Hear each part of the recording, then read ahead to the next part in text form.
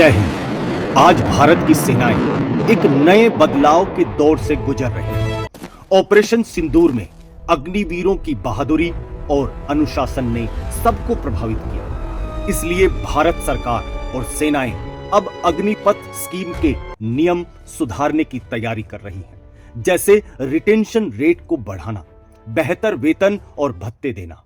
लेकिन ठीक ऐसे ही समय पर मुंबई के नेवी नगर जैसे हाई सिक्योरिटी जोन से एक इंसास राइफल और 40 जिंदा कारतूस चोरी हो जाते हैं। और आरोप किस पर है? एक अग्निवीर पर, जिसने देश की रक्षा की शपथ ली थी। यह घटना सवाल उठाती है, क्या यह सिस्टम की कमजोरी थी, या अग्निवीर की निष्ठा पर दाग है, या फिर किसी बड़ी साजिश की झलक है? आज हम आपको दिखाएंगे ये कहानी शुरुआत से लेकर गिरफ्तारी तक। पूरा घटनाक्रम इस वीडियो में समझाएंगे। चलिए साथियों, बिना किसी देरी के शुरू करते हैं रहस्यमयी रात से। 7 सितंबर की रात थी मुंबई का नेवी नगर, जहां आम इंसान का जाना मुश्किल है, नामुमकिन है। वहां हर एंट्री एग्जिट रजिस्टर होती है। बिना आई कार्ड के अंदर आप घुस नहीं सकते। शाम के 7:20 पर गेट से दाखिल होता है एक जवान। उसके पास आईडी कार्ड था, इसलिए वो अंदर चला गया। बैग था जिसमें एक यूनिफॉर्म थी और किसी को शक नहीं हुआ। वो अंदर जाकर यूनिफॉर्म बदलता है और ड्यूटी पर तैनात एक सेलर के सामने खड़ा हो जाता है और उसे कहता है, मैं तुम्हारा सीनियर हूं और आगे की शिफ्ट मेरी है, तो मुझे ड्यूटी हैंडओवर कर दो। सेलर बिना दोबारा चेक किए, बिना किसी सवाल के अपनी राइफल और 3 मैगजीन उसे सौंप देता है। और उन 3 मैगजीन में से 2 पूरी भरी थी, जिसमें 40 जिंदा कारतूस थे। और कुछ ही सेकंड में हथियार और कारतूस, वो जो जवान जिसने ये ड्यूटी पे चढ़ा, उसने क्या किया? दीवार के बाहर फेंक दिया। क्यों? क्योंकि वहां पर उसका भाई पहले से ही इंतजार कर रहा था। सोचिए, नेवी नगर जैसी जगह से हथियार निकल जाना, क्या यह सिर्फ चालाकी थी या पहले से बनाई गई प्लानिंग? इस घटना के पीछे असली चेहरे कौन है? जब यह घटना हुई उसके बाद मुंबई पुलिस और नेवी दोनों ने जांच शुरू की। और पुलिस की जांच में सामने आते हैं 2 नाम। राकेश रमेश, उम्र 22 साल, अग्निवीर है, और उमेश रमेश, उम्र 25 साल, उसका बड़ा भाई।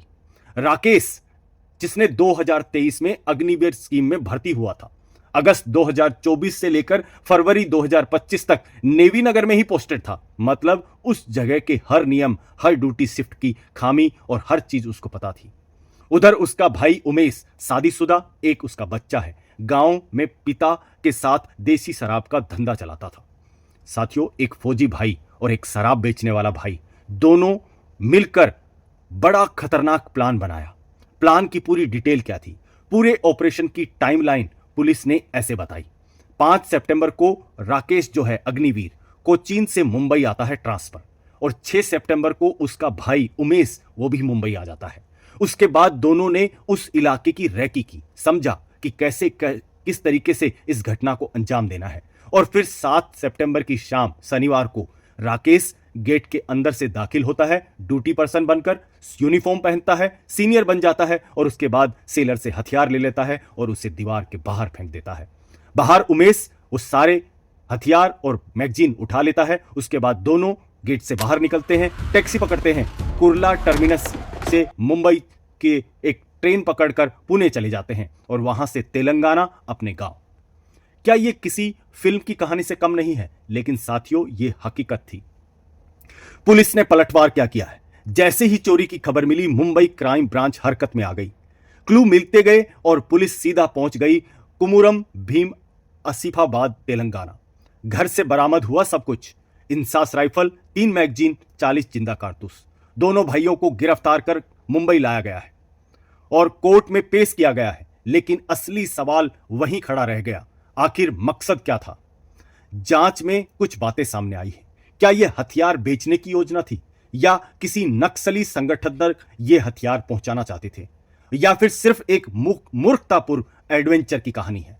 पुलिस इस बात की जांच कर रही है, क्या उस जूनियर सेलर की भी इसमें कोई भूमिका थी जिसने वो ड्यूटी हैंडओवर करी? और सबसे बड़ी बात, दोनों का गांव नक्सल प्रभावित इलाका है, तो शक और ज्यादा गहरा हो रहा है। लेकिन अभी तक मोटिव एक रहस्य बना हुआ है। अभी तक पता नहीं चला है कि क्यों यह घटना उन लोगों ने की। इतनी बड़ी घटना। साथियों, कंक्लूजन क्या निकलता है कि नेवी नगर जैसी जगह से हथियार चोरी हो जाना यह सिर्फ एक अपराध नहीं बल्कि सुरक्षा तंत्र पर गंभीर सवाल है। क्या यह एक व्यक्ति की गलती है या पूरे सिस्टम की चूक है? क्या ऐसे हादसे अग्निपथ स्कीम की साख को कमजोर कर सकते हैं? क्योंकि जहां एक तरफ अग्निवीर ऑपरेशन सिंदूर में हीरो बनते हैं, वहीं दूसरी तरफ ऐसी घटना से उनकी ईमानदारी और समर्पण धूमिल हो सकते हैं। साथियों, आप क्या सोचते हैं?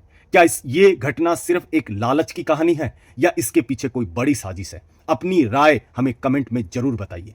और ये वीडियो आपको जानकारी पूर्वक लगा तो इसे लाइक कीजिए और शेयर कीजिए और सब्सक्राइब करना मत भूलिए, क्योंकि इस केस की हर अपडेट सबसे पहले हम आप तक पहुंचाएंगे। तो साथियों, मिलते हैं एक ऐसे ही वीडियो में। तब तक के लिए जय हिंद, जय भारत, वंदे मातरम।